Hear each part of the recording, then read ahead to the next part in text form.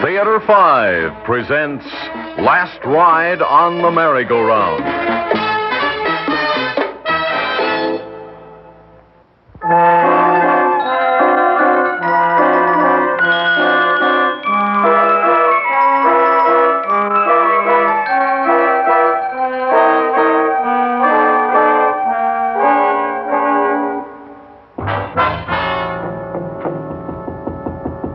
Come in.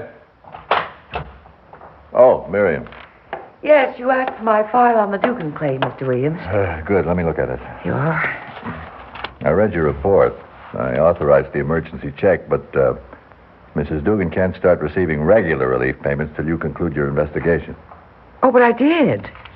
No means of support, 2 infant children, no relatives in the state. The husband, Miriam, Stephen Dugan. What about him? Oh, gee, that's ridiculous. What good would it do to interview him? He's the reason for the relief claim. The fact that a man is in prison doesn't mean he can't be interviewed. He may give you a line on one of his relatives who'd be willing to support his... His widow? Might as well call her that. Dugan's waiting to be sentenced to death. Miriam, I know it seems ridiculous, maybe even inhumane. Yeah? A condemned man isn't likely to care who's footing the bills. But the welfare department is run by regulations. The husband is alive and available for interview, so he's got to be interviewed. In this particular case, we might not like the regulation, but our personal feelings don't count. Okay. But I still think it's a waste of time. So's this meeting, so get going.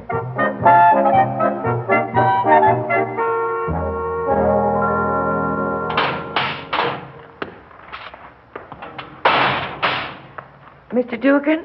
Yeah? I'm Miss Simpson. I'm from the Department of Welfare. So? I'm sorry, but I have to ask you some questions. All right. Let's see now. Last place of employment, Cafe Chanticleer, is that correct? I owned the place. Was that your sole source of income? Look, sister. Yeah. You sold Cafe Chanticleer to a Mr. Max Reamer, your former partner. Is there any money remaining from the proceeds of the sale? Huh? What do you want to know for? It's a question I'm required to ask. 10 lousy grand. My piece was worth 40. Max had me by the neck. I asked if there were any... The whole 10 went to Sam Feder, my lawyer. Some lawyer. He's giving me a bargain. He's throwing in the appeal for the same fee. I'm sorry. I know these questions. They're stupid. Mr. Dugan, I do understand, but when a claim is filed with the department, we must... What kind of claim? A relief claim. Remember, I said I was from the Department of Welfare? What's that got to do with me? Well, your wife filed a... Look, didn't you know your wife asked for public assistance? You grab a guy, you hang a frame on him. You tell him he's had his last ride on a merry-go-round. Then you come in here asking questions? What are you trying to do, Welch? You think my wife would go to the stinking welfare if she had any dough? My wife? You dizzy dame. Public assistance. The same lousy public gave me a bum rap. That's why you're forcing my wife to beg. I'm awfully sorry, Mr. Dugan. I'm just doing my job. A rotten job. Rubbing a guy's nose in, that's what. A silly dame, a professional do-gooder. Well, if you really want to do some good, you get me out of here. Then I'll take care of my wife and kids with no help from you.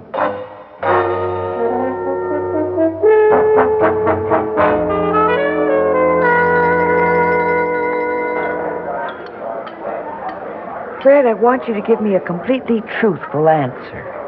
You insinuating that an assistant district attorney is ever anything but completely truthful? Oh, come on. Do you remember the Dugan case? Steve Dugan? Sure. He killed a police officer. Beyond a shadow of a doubt? What's the Dugan case got to do with you, Miriam? Well, his wife asked for relief. Well, killers have families, too. It's a shame they don't think of them before they kill. Haven't answered my question. Oh, he's guilty, all right. All of us in the office worked on the case, so if you want the gory details, I can ruin your lunch. Tell me. It happened in Dugan's office back of his little nightclub. He shot the officer, then carried his body out the rear entrance to where Dugan's car was parked. He was caught with the body in the car. He claims he was framed. Yeah, they all do. His story was that he found the cop dead in the office. He panicked and tried to get rid of the body. Wasn't that possible? Oh, don't be naive. I lost my naivete during my first month of social work. Fred, what was the policeman doing in Dugan's office? I don't know. The place was on his beat. Maybe he spotted something. Dope, numbers, anything. We'll never know. Well, then you didn't establish a motive? Stop watching the TV shows, Miriam. Murder isn't why done it, it's just who done it. But it's so unreasonable. That's what the officer's widow said. Miriam, don't waste your pity on Dugan.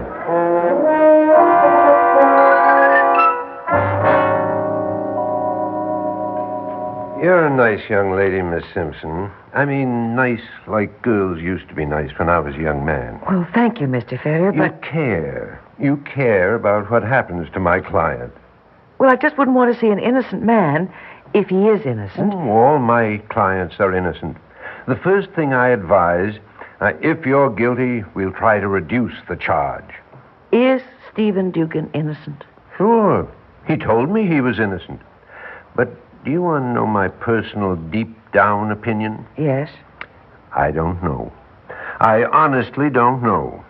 The facts, the evidence, everything says he killed the policeman, but I don't know. Oh, he's a mean one. No good. But he's smart. And that's why I don't know. Do you mean that if Dugan were to commit a murder, he would have been more clever in covering it up? Exactly. But, you see, Dugan said he found the policeman already dead. Then he panicked. Even a clever man can panic. But I took him apart layer by layer. I wanted to know if the cop was bleeding him. I don't understand. Well, that's what the situation looked like. The cop could have had something on Dugan and was asking for more and more. It was an out. Maybe I could have gotten the charge reduced to second-degree murder, but Dugan stuck to his story. Well, if he was innocent, of course he would. That's why I say I don't know. You've appealed the conviction. The formality of the law, Miss Simpson. I contended insufficient evidence. The appeal will be thrown out unless, of course, by a miracle I find fresh evidence in Dugan's favor. Only a miracle? And in lieu of a miracle, I'll take a missing witness. Oh, but don't worry your pretty head. It's very possible that my client is a liar and a killer. You said a missing witness. You see, a half-dozen people could have gone into Dugan's office that night before Dugan found the dead man. But nobody saw anyone else go in. But there's one man who should have seen, a man called Pinky. It was his job to see that no one went into that office without permission. But since the night of the murder, Pinky hasn't been seen. But the police... Now, why should they look for a witness for my client? Pinky. What's his real name? Jones. Joseph Jones. Now, you know how many Joneses we have in this city? I had an agency look. They're still looking. Now, he's got red hair and he limps a little. Now, we found 17 Joe Joneses with red hair. 3 Joe Joneses who limp. And 1 Joe Jones who has red hair and also limps.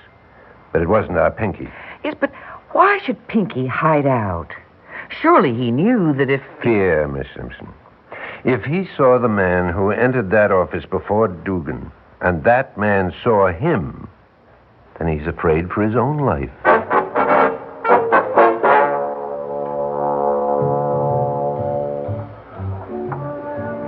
Oh, excuse me, are you Mr. Reamer? Yeah? I'm Max Riemer. I'm with the Department of Welfare. You have some identification? Oh, yes, certainly. You are? Your picture doesn't flatter. You're much prettier. Thank you very much. Like a drink? Or are you like the police? Can't drink on duty. Oh, no, thank you. I was hoping you could give me some information about Joseph Jones. I understand he used to be employed here. You mean Pinky? Everyone looks for Pinky. Well, this has to do with the welfare claim. Yeah, and he gave this cafe, huh? It's the last place where he worked, yeah? Yes. You're a liar. What? Pinky was a boozer. A boozer you pay cash every night like there'll be no next day. He don't tell you he works, so you won't give him welfare. Why do you lie? What are you after? Well, I'm just trying to locate Pinky. That's all. You're trying to make trouble for Max Riemer. Honeyland, you come in here again, and I'll push your pretty face in.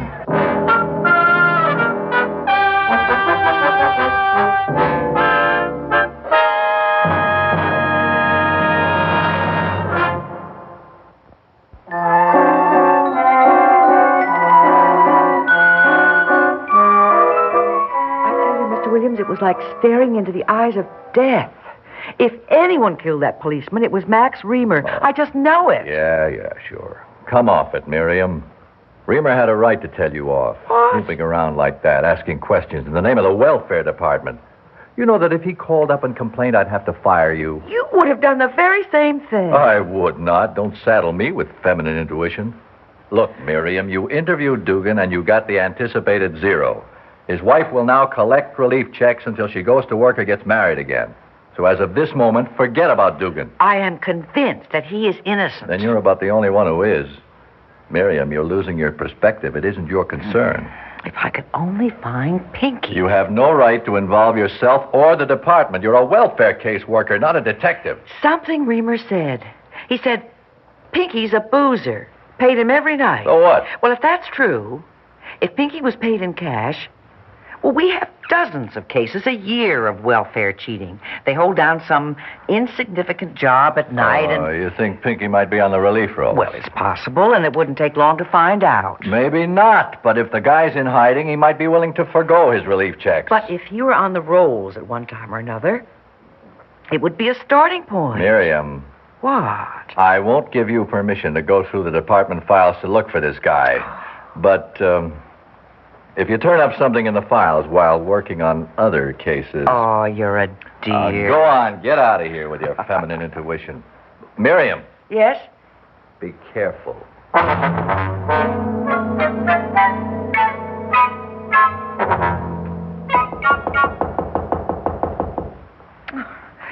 The landlady said he's in his room. What's all that noise? Mr. Jones? Please open the door, Mr. Jones. Yeah? What do you want? Well, I'd like to talk to you, Mr. Jones. What about? I can't tell you out here in the hallway. I'm from welfare. Oh, why don't you say so? Come on. Take a look. Gorgeous room, huh? Well, what do you want? I ain't collected no relief in months. Did you work at the Cafe Chanticleer? Mr. Jones, I'm not concerned with whether or not you received relief payments while working. This is something far more important. You did work there, didn't you? I need a drink. Look at all these empty bottles. Can't find... there's a live one. I found it.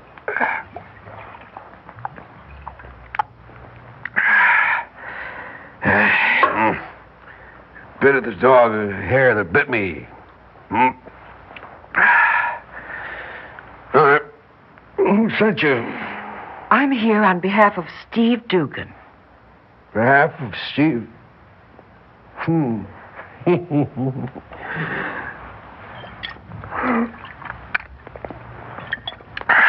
Please, you must listen to me.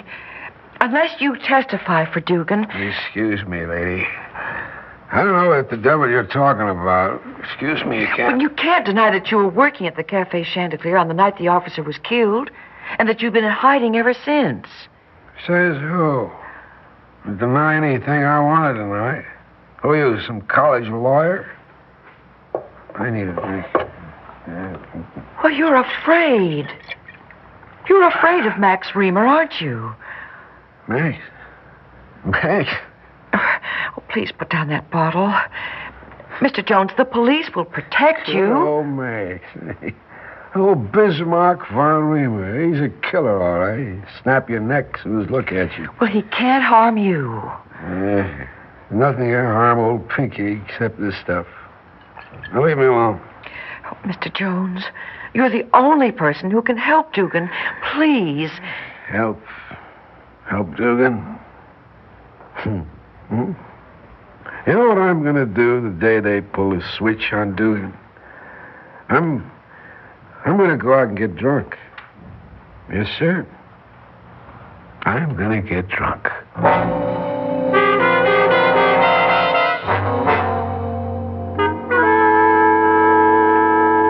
Now, Fred, you just got to arrest Pinky. On what charge? Being drunk in bed? Doesn't it mean anything to you that an innocent man may be executed? Yes, it bothers me plenty, but Dugan's no innocent man. You absolutely refuse to concede the possibility that you could have been wrong. You have it in for Dugan. Miriam, you won't... you're acting like an hysterical sob sister. Hysterical? What about Max Riemer? He had every reason to frame Dugan. He wanted complete ownership of the nightclub, and he got it by framing Steve Dugan. Reamer wasn't even in the nightclub that night. Look, Miriam, let me tell you something about the way this office operates. Sure, we caught Dugan red-handed, but from that moment on, we worked on the premise that Dugan didn't do it. If Dugan didn't kill the cop, who did? So we worked on every lead, counted everybody else as a suspect until we were absolutely sure that no one else could have been guilty. Then, and not until then, did we ask for the indictment against Dugan. And what about Pinky? We talked to Pinky on the night of the killing. Oh, it surprises you, huh? The guy's a drunk. Anybody could buy his testimony for a fifth of whiskey. And if he saw anything, he saw it double or triple. All right, then why did he go into hiding? I don't know, and I don't care. There. Another accusation? Will you promise him police protection if he testifies? Miriam, you're way off base. You wouldn't protect him because he'd testify on Dugan's behalf. What, you... All right. Come on, I'll swear out a warrant for Pinky.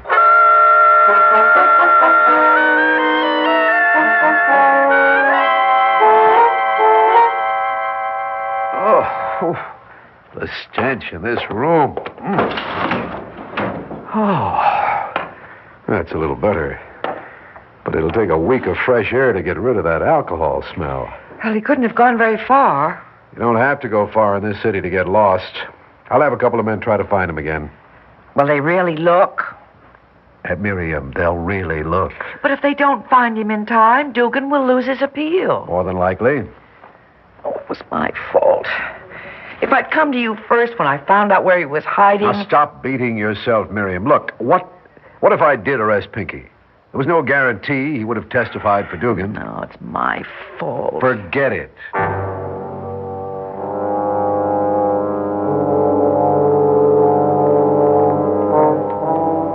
I told you I didn't want to see you. But I had to see you. I had to. You want to see what a guy looks like who's waiting for the chair? Okay, you're in. What do you want? More jerky questions? Well, it hasn't anything to do with... I learned that your appeal was turned down. Yeah? You see, I believed in your innocence, and I tried to... I'm sorry. I just don't know how to say this. Say anything you like. Nothing matters anymore. I tried to find a witness. I found Pinky, but... You see, because I went alone, because I didn't go to the police first, he ran away again. Pinky? I know you can never forgive me, but I had to tell you. It was my fault. Pinky? You found Pinky? Pinky? Why, you dumb, simple-minded do-gooder. So you found Pinky, huh? Why do you... Did he tell you why he was hiding? Did he tell you he was afraid that I would kill him, too? No. Yeah, him, too. You got the message? Doesn't matter now. So you got to put your nose in everybody's business. You got to help everybody. You got to know everything. Well, I'll tell you something. Sure, I killed that cop, and Pinky's the one that saw me do it. You found the right witness for me. You found one guy who could have fixed me, sure. But they fixed me without him.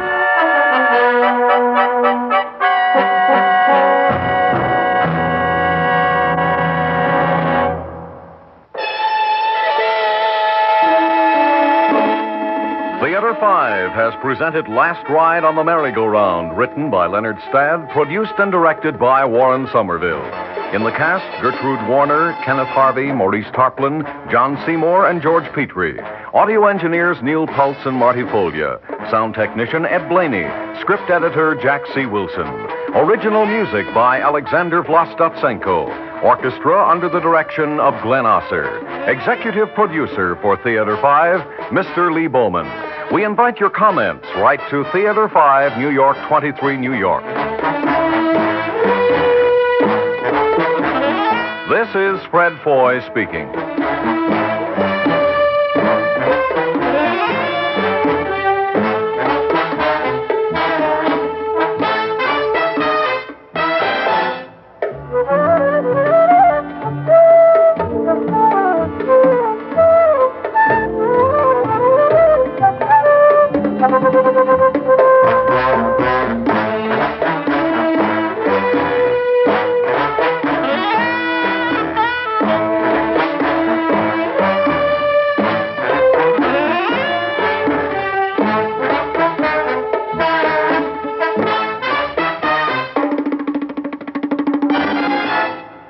This has been an ABC Radio Network production.